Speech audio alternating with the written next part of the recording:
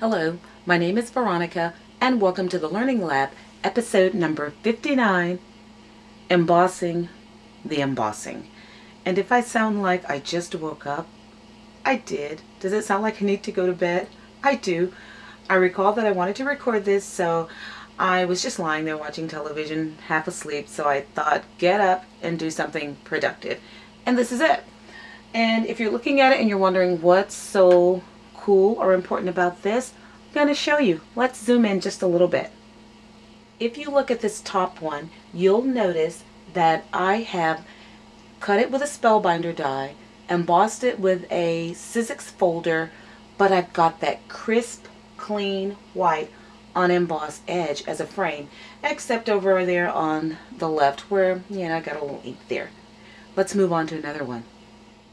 This is purple and black, and it has that clean white edge on it that magically has no embossing interfering on there. Let's take a look at one more. Here, this one on red is looking rather pleasing. I did a combination of distress ink colors on that, but again, what is so striking is that clean white edge that's left around the side. So how did I do it? Come on into the lab and let me show it to you. So here are the materials you're going to need to get her done. I've just cut out a variety of dies and I've left them nested inside the spellbinder die. I also went and just pulled out some of my Sizzix and Purple Craft folders. You're going to need your awesome little cuddle bug, also your A plate, your C plate, a rubber mat, a shim if you need it, and another B plate, and I also have a Sizzix texture plate here just to show you how you can do it using that. And if you're planning to ink them, just a variety of inks. I like distress inks because they blend so well, and I just have my little container of the blending tool and the foams. And this, believe it or not, is an apple slices container. You know how you can buy the little bags of apples? Well, my son will not eat a brown apple, so I have to buy him the pre-cut, pre-sliced apples, and I just couldn't throw this container away, so I kept it, and that's where I used some of my foam and all of my foam pads that go with my distress inks. I have a number of these, and I'm thinking one day I'll alter them with some alcohol inks, and it's a nice recyclable container. I'm trying to go as green as possible without being a horrible pack rat. So to get started, I have my A plate, well-loved B plate. Then I'm going to need my embossing folder, and because I want it a certain way, I'm using the cuddle bug, so I'm going to use this side of it by opening it, and then I'm going to place my die ridge side up. If you look on here, you can see the ridge. I want that up. If you turn it the other way, you're going to cut into your folder and have a nice little cutout in your folder. Going to place it face down, ridge side up.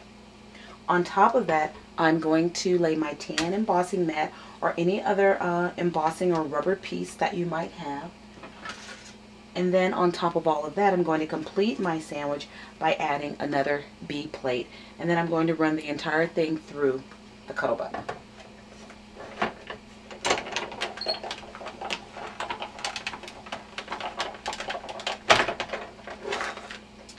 Ready for the reveal? I'll put some stuff down. But there's the reveal. Look at that. Perfectly embossed, and it doesn't go into the ridge. Wow. And that white, of course, is stunning. Now, let me show you how to do this using a Sizzix texture plate. This time, the sandwich is a little different. You still need your A plate. I'm using a Sizzix texture plate. This is the daisies, and on the other side are the awesome paisleys. So this is here. I'm going to take my pre-cut die. This part that shows the actual scallop is face down. Again, you want to be able to see and feel the ridges. If not, that means you're going to cut into your plate. Face down, rubber mat, and then instead you're going to do your C plate on top to complete your sandwich. And we're going to roll the entire thing again through the cuddle bug.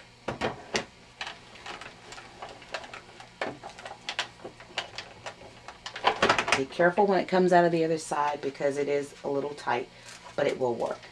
And then here is our reveal. And with that popped out, you can see the awesome embossing, but none of it went into the border area. And here is one that I did earlier on a scalloped oval, and it is just, it's stunning. I'll put this up for some contrast. When you get that crisp white edge, it just makes all the difference. Let me go back and do one and not pop it out and do a little inking.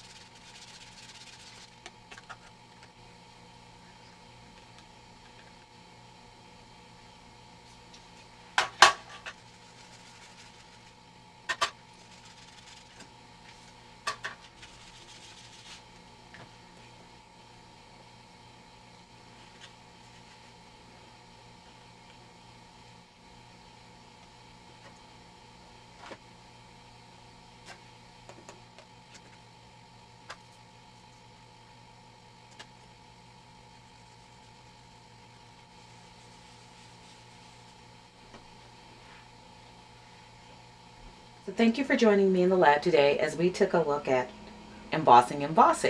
I know I couldn't come up with a better name, but just to give you an idea and another look at some of the super cool things you can do to your cards to make them pop, add a little bit of pizzazz to them. So please remember to check out my blog at inkallusions.blogspot.com, where you're going to find a lot more information and inspiration. Until then.